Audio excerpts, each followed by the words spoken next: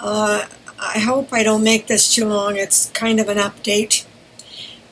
It's September the 18th, 2025, and I went into aftershock from an episode in which Dan wouldn't let a camper into our lane, and the camper driver was going to smash into the car.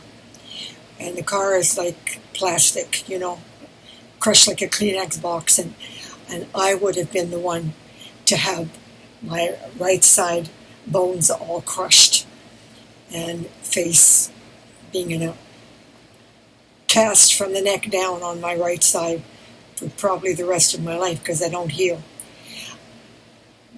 Dying would have been the good news. I'm not afraid of dying, but I suffer so much pain all my life and crippling attacks, and there's no way that I want to spend my life in a cast.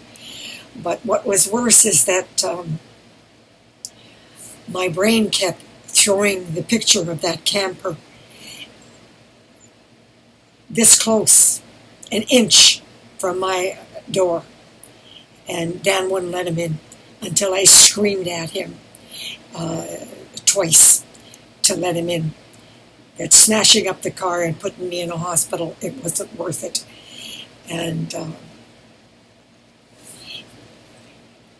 2 days, my brain kept throwing me over and over and over again, questioning, why would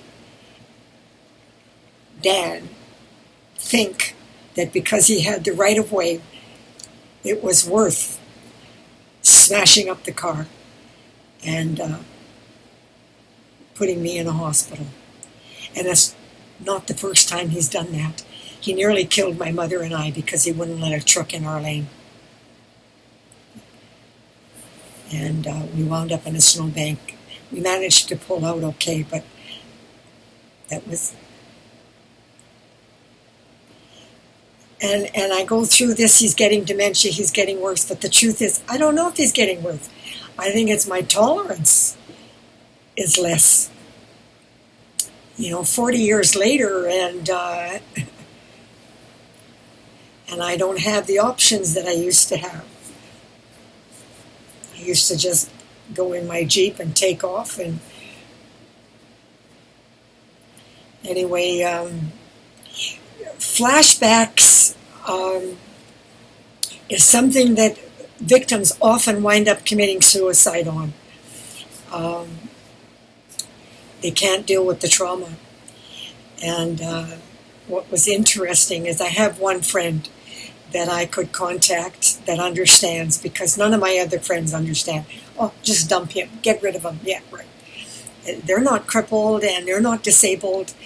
And my tumor is so bad, the nerve damage is so bad I can't pull out of the attacks anymore, which I have been doing successfully for 10 years.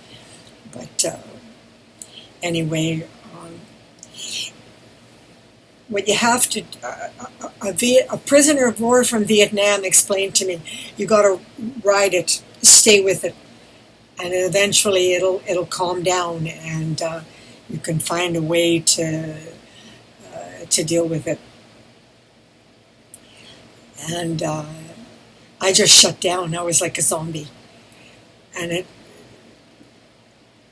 he knew what he had done afterwards. And when he saw how shut down I was, he realized what he had done to me. Yeah. But it's never okay. And after 2 days of this, I said to him, I had special driver trainer to protect the vehicle and to protect my passengers who were my clients. But I said, that wouldn't work for you because I naturally care about other people. You care more about staying in your lane and not giving the other guy the right to get in than you do about saving your passenger.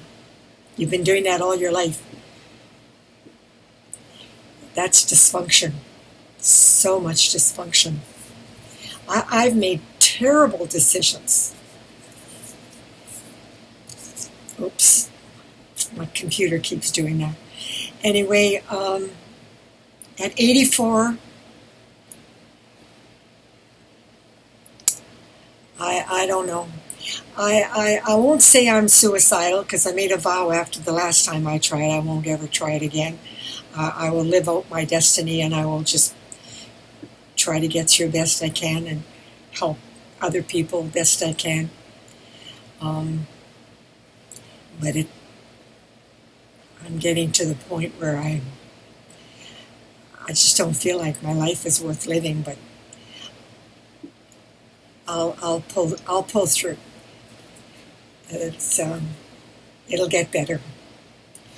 Once I get cold weather and maybe some snow and walking in the park, because I've been stuck indoors all summer. The air has been very toxic.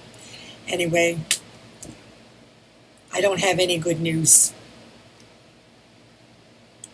But I do know sometimes it's hard to be grateful, but I'm trying.